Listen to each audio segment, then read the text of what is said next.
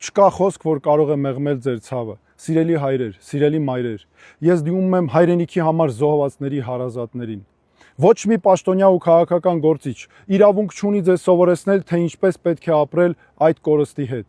Ձեր որդիները, ամուսինները, քույրերը, ձեր հարազատները կյանք են տվել հայրենիքի համար։ Ես անձամբ տեսել եմ, ինչպես են նրանք անձնվիրաբար ծառայում, ինչպես են սխրանքներ գործում։ Ես ձեզ հետ միասին որոնել եմ նրանց մարմինները մարտի դաշտում։ Ես տեսել եմ ձեր արցունքը, ձեր տառապանքը, բայց ես նաև տեսել եմ ձեր հպարտությունը ձեր հերոսների համար։ Նրանց զոհողությունը սուրբ է։ Եվ պետությունը պետք է ամեն ինչ անի, որ արժանի լինի ամեն օր այդ զոհողությանը։ Մենք ձեզ խոստանում ենք 3 բան. հարգանք, ոչ ոք իրավունք չունի վիրավորել ու նվաստացնել զոհվածի ընտանիքի անդամին, արդարություն, յուրաքանչյուր սխալ որոշում ու սխալ քայլ, որը կյանքեր է խլել,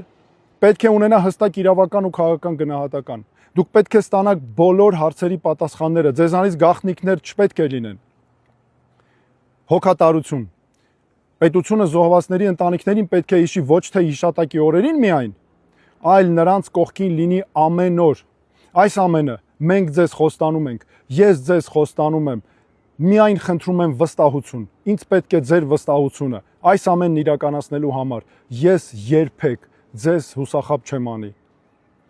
Ես չեմ կարող վերադարձնել ձեր հարազատներին,